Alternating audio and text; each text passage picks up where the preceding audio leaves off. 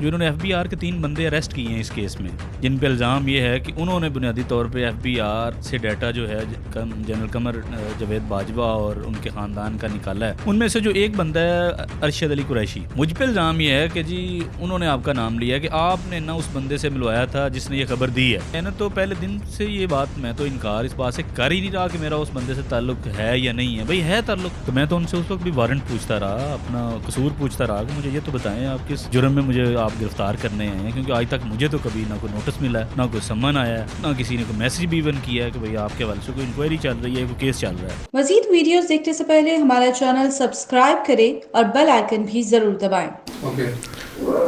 अस्सलामुअलैकुम नाज़रीन, INN news के साथ मैं हूँ आपका होस्ट हमज़ा यासीन। नाज़रीन, मुल्क पाकिस्तान में इस वक्त अजीब गैर यकीनी सूरत हाल है, सियासी तौर पे भी, माशी तौर पे भी। लेकिन आज एक बहुत ही दिलचस्प स्टोरी ये है कि हमारे साथ एक ऐसे किरदार मौजूद हैं जिन पे FIA की तरफ से इल्ज़ाम है कि उन्होंने अपने ज़राए इस्तेमाल किए और FIA में मौजूद लोगों को पैसे दिए, वहाँ से साबिक़ chief of army staff general Qamar Javed Bajwa के हवाले से जो उनकी जायदादें थी उसकी मालूमात हासिल की और उनको लीक करने में किरदार अदा किया। FIA ने उनको गिरफ़्तार किया, ज़मानत पर रिहा हुए और हमारे साथ मौजूद हैं। इनसे हम गुफ्तगू करते हैं और ये सारा मामला जानने की कोशिश करते हैं। अस्सलाम वालेकुम सर। जी वालेकुम। अच्छा सर, मुझे सबसे पहले ये बताएं कि मामला क्या है, FIA ने गिरफ़्तार क्यों किया, असल मसला क्या था? देखिए, ये तो मैं ख़ुद अभी तक समझने की कोशिश कर रहा हूँ कि FIA मुझ पे केस क्या बनाना चाह रहे हैं। उसकी वजह यह है कि जब ये मुझे पकड़ने आए हैं 13 जनवरी को लाहौर में 20-25 बंदों के साथ जो एक छापामार टीम आई है, उसमें ज़ाहिर बहुत से लोग जो थे वो सिविल कपड़ों में भी थे, कुछ FIA के यूनिफॉर्म में भी थे। अब मुझे एग्जैक्टली नहीं उस वक्त पता, क्योंकि जब यूनिफॉर्म वाले तो पीछे हट गए, मुझे जब इन्होंने वीगो डाले में डाला है तो बाकी वो फिर सिविल कपड़ों में थे। अब वो कौन थे मुझे उस वक्त उसका बिल्कुल अंदाज़ा नहीं था और मेरी मंजिल क्या है मुझे इस बात का भी नहीं पता था। तो मैं तो उनसे उस वक्त भी वारंट पूछता रहा, अपना कसूर पूछता रहा कि मुझे ये तो बताएं आप किस जो है जुर्म में मुझे आप गिरफ़्तार करने आए हैं, क्योंकि आज तक मुझे तो कभी ना कोई नोटिस मिला है, ना कोई सम्मन आया है, ना किसी ने कोई मैसेज भी इवन किया है कि भाई आपके हवाले से कोई इंक्वायरी चल रही है, कोई केस चल रहा है। सो ये तो मैं ख़ुद एक मेरी भी क्वेरी थी, लेकिन आगे जाके ज़ाहिर जब इस्लामाबाद ये ले गए हैं तो तब जाके पता चला है जी मुझ पे इल्ज़ाम बुनियादी तौर पे ये है कि मैंने FBR के बंदों को रिश्वत दी है और जनरल रिटायर कमर बाजवा और उनके ख़ानदान के जो असासों की तफसीलात हैं या रिटर्न जो हैं वो निकलवा के तो उस सहाफ़ी को दिए हैं जिसने बाहर बैठ के इसको रिपोर्ट किया है। तो ये इंतहाई लगव और बेहुदा किस्म की बात थी और बिल्कुल अकल से आरी बात थी जो FIA वाले कर रहे थे। ना इस चीज़ का कोई सबूत है, ना ये चीज़ कभी साबित होगी। उसकी वजह यह है कि मैंने ना तो पैसे दे के कोई डाटा निकलवाया है और ना ही मैंने जो बंदा जिसने ये रिपोर्ट किया है उसको ये ट्रांसमिट भी किया है। तो ये तो अब देखें FIA को साबित करना पड़ेगा कि मैंने ये जो भी मुझ पर इल्ज़ाम इन्होंने लगाए हैं इसमें कितनी सदाकत है, ये अब FIA को साबित करना पड़ेगा। अगर वो साबित नहीं करेंगे तो उल्टा मैं FIA पे पर्चे कराऊंगा। अच्छा सर, ये इल्ज़ाम का मामला पेश क्यों आया? उनके पास कोई रेफरेंस था? उनको किसी ने ख़बर दी थी कि इस तरह का कोई वाक़या हुआ है? क्योंकि आप सीनियर सहाफ़ी हैं, बोल न्यूज़ में भी, BBC न्यूज़ में भी अपनी सर्विसेज सर अंजाम दे रहे हैं, तो अगर इस तरह का कोई वाक़या था ही नहीं तो उनको कैसे पता चला कि शाद साहब जो हैं उन्होंने ये हरकत की है? हाँ, ये देखिए बड़ा इंटरेस्टिंग सवाल है। बात पता है क्या है, ज़ाहिर है उन्हें भी कोई ख्वाब नहीं आया था, वो ऐसे तो मुँह उठा के मेरी तरफ नहीं आए, लेकिन मैं समझता हूँ कि इसमें ज़ाहिर है वो डॉट वो कनेक्ट कर रहे थे ना, वो डॉट गलत थे।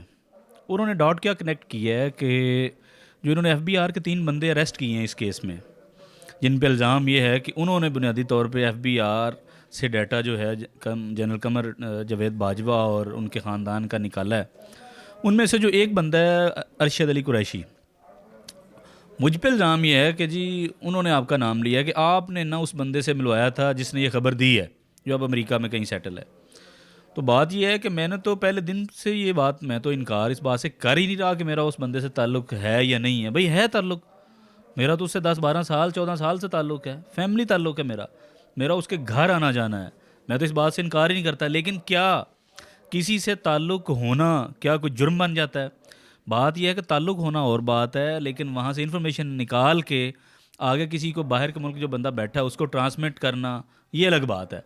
अगर ताल्लुक़ की बुनियाद पे आपने लोगों को उठाना है तो फिर मैं चाह रहा था कि फिर लॉकअप में मेरे साथ DGFI ये मोहसिन भट्ट को भी आप बंद कर देते, क्योंकि उसके साथ भी मेरा ताल्लुक है। पूरी तो आपको सारी FIA बंद करनी पड़ती है ना, क्योंकि सारी FIA में मेरा तो ताल्लुक है, कहाँ कांस्टेबल से लेकर DG तक। फिर मैं एंटी करप्शन कवर करता हूँ, उनको भी बंद कर दें आप। मैं बोर्ड ऑफ रेवेन्यू कवर करता हूँ, FBR कवर करता हूँ, नैब कवर करता हूँ, बंद कर दें सारे अदारों को। फिर इस केस की तफ्तीश तो आप ISI और MI को दे दें, क्योंकि वहाँ मेरा ताल्लुक कोई नहीं है। बाकी जो मैं अदारे कवर कर रहा हूँ वहाँ तो फिर सारों को बंद कर दें आप।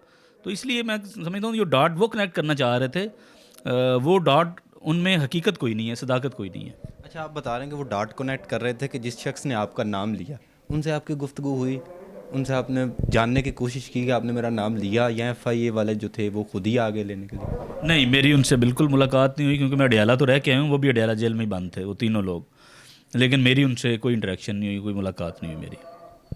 अच्छा, तो FIA ने आपको जब गिरफ़्तार किया, आप घर में मौजूद थे, कितने दिन उन्होंने आपको ट्रायल में रखा, और ट्रायल में क्या सूरत हाल, किस तरह की मुश्किलात पेश आती रहीं? तशद्दुद वगैरह वाला कोई मामला था इस तरह का? नहीं, देखिए, मैं गांव में नहीं था, मैं लाहौर में था अपने अपार्टमेंट पे, मुगलपुरा में। मैं किराए के मकान में रहता हूँ, और मेरे साथ मेरा एक roommate class fellow Javed Iqbal, वो भी मेरे साथ थे उस वक्त। वो डोनेशन वगैरह के लिए काम करते हैं। हम नाश्ता करके उस रोज़ बैठे हुए थे और जुमे की तैयारी कर रहे थे। 12 बजे के करीब इतनी ज़ोर से दरवाज़ा तोड़ के अंदर आया जैसे बम फट गया है। तो उसी तरह वो ड्रैग करते हुए उन्होंने ज़ाहिर मुझे डाले में डाला है, और वीगो डाले में साथ ही जवेद को भी बिठा लिया। मैंने कहा यार इसको तो छोड़ दें, इसका तो लेना देना नहीं है। तो कहते हैं इसको छोड़ देते हैं आगे जाके। तो मैं तो उनसे वारंट भी पूछता रहा, मैं उनसे ये भी पूछता रहा कि आप कौन हैं, कहाँ से आए हैं। उन्होंने कहा बताते हैं आपको आगे जाके ना, आपको भी पता चल जाता है कि हम कौन हैं। सो लाहौर से वो नहर पे किनार रोड पे चढ़े हैं, उसके बाद हम ठोकर से मोटरवे पे चढ़ गए हैं। तो अपना उसके बाद वो इस्लामाबाद से, अच्छा मुझे अब पता नहीं था कि ये कौन लोग हैं, क्योंकि सिविल कपड़ों में थे। मैंने कहा पता नहीं अब किसी सेफ हाउस में लेके जाते हैं या पता नहीं कहाँ लेके जाते हैं, मंजिल क्या है। लेकिन साथ में अपने, क्योंकि मुझे पता था इन्होंने दूसरे को छोड़ देना रास्ते में कहीं, तो क्योंकि उसको हथकड़ी नहीं लगी, हथकड़ी तो मुझे लगी हुई थी, तो मुझे तो पता था कि ये मैं तो बाकायदा यानी इन्होंने गिरफ़्तार किया है। तो मैं उनको यही कह रहा था कि यार इसको छोड़ दो। तो मुझे अब अंदाज़ा था इन्होंने उसको छोड़ देना, तो मैं उसको अब अपने दोस्त को ये समझा रहा हूँ। हमारी आपस में कानों में खुसर फुसर शुरू हो गई है कि मैंने कहा मैं पिछला भूल गया हूँ कि मतलब उन्होंने मुझे किस तरह से पकड़ा है या नहीं। अब मैं आगे की स्ट्रेटजी बना रहा हूँ कि यार तूने अब क्या करना है। उसको मैं बता रहा हूँ कि जैसे ही तुमको छोड़ते हैं तुमने किस किस बंदे से रब्ता करना है। लाहौर के करीब छोड़ते हैं तो तुमने लाहौर जाना है, मेरे ऑफिस जाना है, बोल TV के फ़लाँ बंदे को फ़ोन करना है ताकि उन्हें पता हो कि इस तरह से मुझे उठा के कोई ले गए हैं। और दूसरा मैंने कहा अगर तुम्हें इस्लामाबाद के करीब छोड़ देना तो फिर तुमने मेरे इस्लामाबाद वाले ऑफिस जाना है, वहाँ फ़लाँ बंदे हैं उनसे रब्ता करना है ताकि उन्हें पता हो कि मुझे इस तरह से कुछ लोग जो हैं वो उठा के ले गए हैं। तो उसको भी लेकिन उन्होंने जाके शाम में छोड़ा। बात वहाँ पे लॉकअप में ज़ाहिर है बार बार यही वो पूछते रहे जुमे की शाम से लेके जब तक मैं उनकी हिरासत में रहा कि ये पासवर्ड दें, आपने डाटा कैसे उस बंदे को दिया है, बाहर ट्रांसमिट किया है जिसने ये ख़बर दी है। तो मेरा उनसे यही जवाब होता था हर बात पे कि भाई डाटा मैंने पैसे दे के कोई नहीं निकलवाया, और ना मैंने डाटा जो है वो आगे उस बंदे को ट्रांसमिट किया जिसने ये स्टोरी दी है। आप अपना बंदा ढूंढें, मैं वो नहीं हूँ जो आप ढूंढ रहे हैं। और बार ज़ाहिर पासवर्ड मांग रहे थे मेरे मोबाइल का और मेरे लैपटॉप का। मैंने कहा पासवर्ड तो आपको नहीं मिलना किसी सूरत भी। तो वो इस पर काफ़ी गुस्से में भी वो आ गए। 3-4 लोग थे कमरे में। तो जावेद इकबाल जो मेरा रूममेट था वो उसी कमरे में बैठा हुआ था चेयर पे, मैं भी चेयर पे बैठा हुआ था। तो वो जब लैपटॉप वगैरह मैंने बंद कर दिया तो वो गुस्से में आ गए, काफ़ी बदतमीज़ी से बात करनी शुरू कर दी, अपनी जैकेट उतार दे। अब वो आपसे तू वाला मामला शुरू हो गया, जैकेट उतार दे, मैंने जैकेट उतार दी, खड़ा हो जा तू, मैं खड़ा हो गया, कुर्सी बन जा। अब मुझे पता नहीं कुर्सी मतलब बनना किस तरह से बनना होता है, क्योंकि मैं तो कभी इस तरह के मामले में कभी इन्वॉल्व नहीं रहा। तो खैर वो कुर्सी बनाते रहे, फिर हाथ के ऊपर कर दे, दीवार के साथ खड़ा हो जा, मुंह उधर कर ले। तो ये सारा तमाशा वो करते रहे। तो मैंने उनको कहा, फिर मैंने कहा बात सुनो मेरी, पासवर्ड तुम्हें किसी सूरत नहीं मिलने, ना लैपटॉप के ना मोबाइल के। तुम ऐसा करो, तुम सारे उठ के आ जाओ, जितना मार सकते हो तुम मारो, लेकिन तुम्हें ये चीज़ें नहीं मिलनी मुझसे। तो अपना ज़ोर एक दफ़ा ना मार लो, कुट्टो, हड्डियाँ तोड़ो मेरी उठ के। तो वो पता नहीं, अब मेरी तो उस तरफ कमर थी, वो 3-4 लोग थे, इंक्लूडिंग जो असिस्टेंट डायरेक्टर है मेरा, जो IOS केस का रिजवान मेहदी, वो भी उसी कमरे में था। उसके सामने ये सारा कुछ हो रहा था। अब पता नहीं मेरी क्योंकि उस तरफ कमर थी, फिर उनके आपस में क्या बात हुई या इशारे कनाए हुए, तो वो फिर उन किसी ने हाथ नहीं लगाया मुझे, वो फिर आराम से बैठ के मुझे भी उन्होंने कहा कि तुम बैठ जाओ। तो यही बातचीत जो है 2-3 होती रही। कोर्ट में केस गया, कोर्ट में क्या प्रोसेस हुआ केस का, और एफआईए किस हद तक ये इल्ज़ाम साबित कर सके कि आपके पास वो डाटा और आपने लीक किया वो डाटा? देखें, कोर्ट में तो अभी प्रोसीडिंग चल रही है। अभी मंडे को 30 जनवरी को हमने दोबारा फिर जाना है। एफआईए के पास मेरा पासवर्ड और मेरा लैपटॉप और मोबाइल है। अब मुझे अंदाज़ा है कि उनकी कैपेसिटी है एफआईए की उसको ब्रेक करने की, वो उन्होंने कर लिया होगा। तो लेकिन मुझे कोई परेशानी नहीं है, मैं तो चाहता हूँ उसको, चले आपने कर लिया ब्रेक तो लाएं आप डाटा निकाल के उसमें से, मतलब वो चीज़ लाएं, इंक्रीमेंटिंग एविडेंस वो लेके आएँ जहाँ मैं लिंक कर रहा हूँ इस सारे मामले को। और मुझे पता है ना कि वो ऐसी चीज़ है नहीं कोई। और ये सारा एफआईए के मुंह पे जो है ना वो काला हम मलेंगे इंशाल्लाह, बल्कि अपने मुंह पे उन्होंने खुद ही मल ली है। वो मुझे जलील करना चाह रहे थे, पूरी दुनिया में खुद जलील हो गए।